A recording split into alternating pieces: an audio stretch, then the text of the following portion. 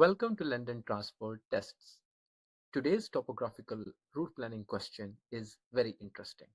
Let's start by reading the instructions. Plot a direct route from Baythorne Street, which is our green marker, to Reculver Road, which is our red marker. As always, let's start by drawing a straight line from our green marker to red marker. This line helps us plan our route. As soon as we draw the straight line, we can see that for this route we have to cross the river right here, and we can do it the best with the help of Rotherhite tunnel, as it is closest to our line. So in this case, if you are already familiar with Rotherhite tunnel, you would know that it has tunnel approach road on both ends. On this side from where we can enter the tunnel, and on this side we will exit it. So we should devise a strategy in which, first of all, we can come from our green marker to this tunnel approach road, cross the tunnel, come out on this tunnel approach road, and then from here we can arrive at our exit. Now let's take a closer look how we can achieve this. Zooming in on our green marker, we can see that this is a dead end. So definitely we can use Baythorne Street to come out on this yellow road, and from yellow road, if we continue down the orange road, arriving at this point, we can cross it and directly go to the tunnel approach road. But we should also explore other options.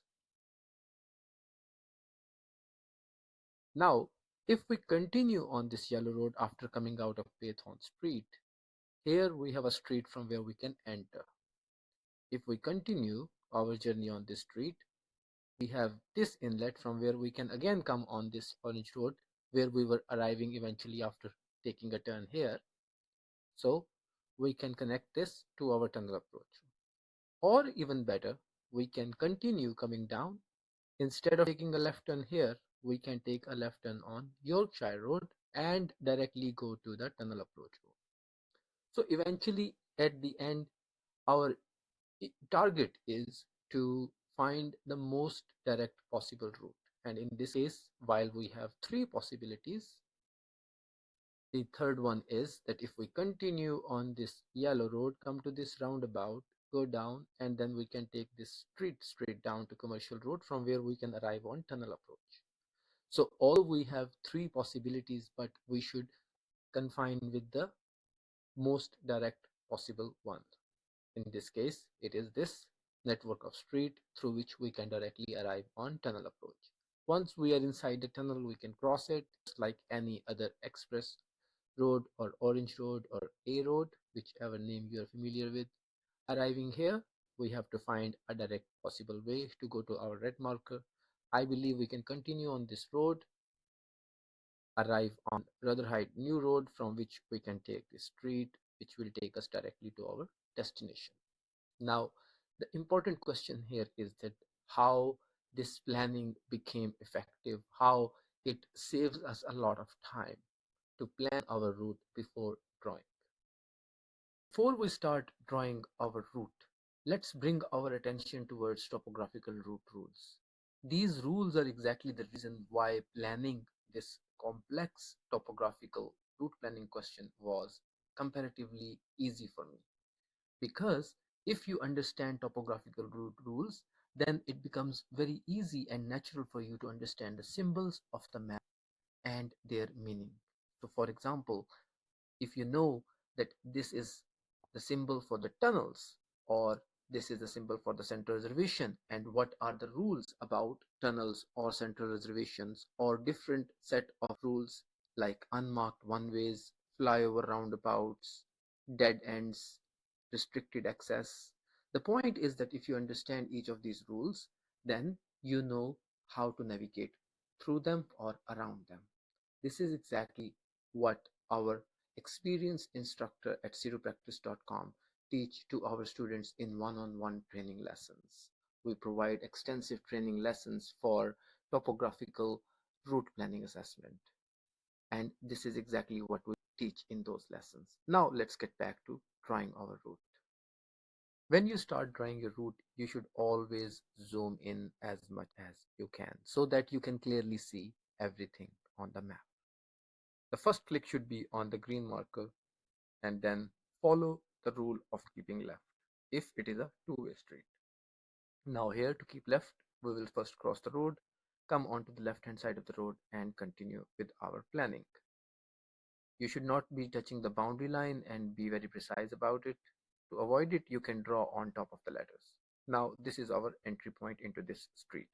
So remember, we had decided that we will not take this orange road, because if we take this orange road, we are taking this journey across this patch all the way until this point. And right now we're trying to match it with a shortcut. So continue into this street, and it is always an improvisation. You can sometimes choose orange road as compared to a network of streets if it is more direct. If it is a much longer journey, then obviously, because on orange road you can have more speed and a direct path. But in this case, we are just trying to arrive at our first point of interest, which is to arrive on our tunnel approach. So if you enter from this street as mentioned earlier, you will still have to go here. And while you are already here, so just go across Yorkshire Road, and here this is a railway line. So another topographical route rule, and railway lines are always above or underground. They are considered pass through, they are never considered an obstacle. Now we are inside tunnel approach road. Zoom out, see where you want to go. In this area, you have to be very careful because there are two different roads overlapping each other. One is the highway, which is, sorry, A1203, and the other one is the Rotherhite tunnel. So here we are not on Butcher Road or highway, we are inside the tunnel, so we should be careful about the boundary of the tunnel. Since we know the symbol or topographical rule about the tunnel is that it is a stripped line like this. It is more obvious here and less obvious here, but it still makes sense. So this is the boundary of the tunnel, and right along it we have boundary of the highway as well. So we will continue our journey inside the tunnel like this. At this moment, because the highway is on top, it is not uh, disturbing us. It's not like we are coming from the highway inside the tunnel. No, so we can cross its boundary and continue on the tunnel.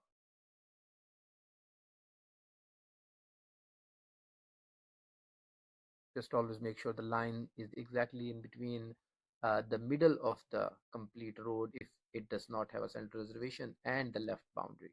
So you do not have to be very close to your left hand side so much so that you end up touching the boundary line unconsciously. So you should always keep a visible distance between the boundary on the left hand side and your line. Now we have arrived on this side of the tunnel approach road and subsequently on this roundabout. From here, our journey is comparatively much easier and straightforward. This is a central reservation.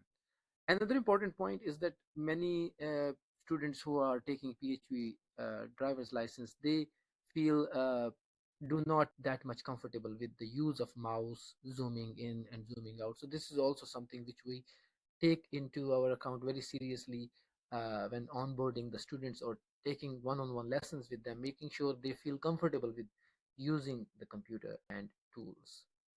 So according to our planning, we should take a right turn here and continue our journey.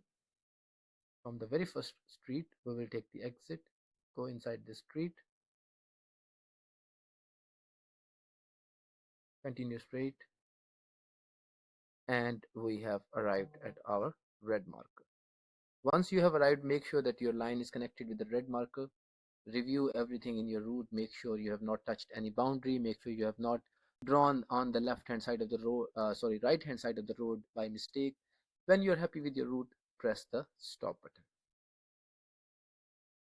Thank you for watching the video.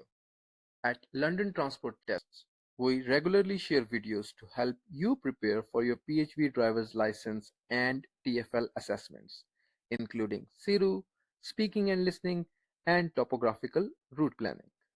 If you haven't already, please make sure to subscribe to our channel and hit the bell icon so you don't miss any future updates.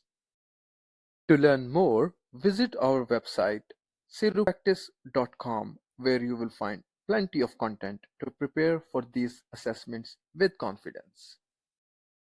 We have thousands of students who have obtained their PhD driver's license by preparing for their TfL assessments through sirupractice.com. Most of our students received 100% or at least above 90% marks. You can see some of their certificates on our website as well. These students took courses developed by sirupractice.com and also the trainings, one-on-one training lessons with our experienced instructors to clear any concepts about TfL topographical assessment, Siru, or speaking and listening. Don't just take our word for it. If you visit London Transport Tests on Facebook, you will find 100% recommended for more than 100 of our students. So all of these reviews are from the students who have taken one-on-one training lesson with our experienced instructors and have managed to get their PhD driver's license with ease and confidence. Because at sirupractice.com, what we do is to train our students in such a way that they can easily pass TfL Topographical Route Planning Assessment, Siru Assessment, as well as speaking and listening. So please like this and keep following the updates. If you have any questions, message us on WhatsApp using the number on your screen, or you can call us directly at 020-3965-7202 or visit our website www.sirupractice.com. We are here to help.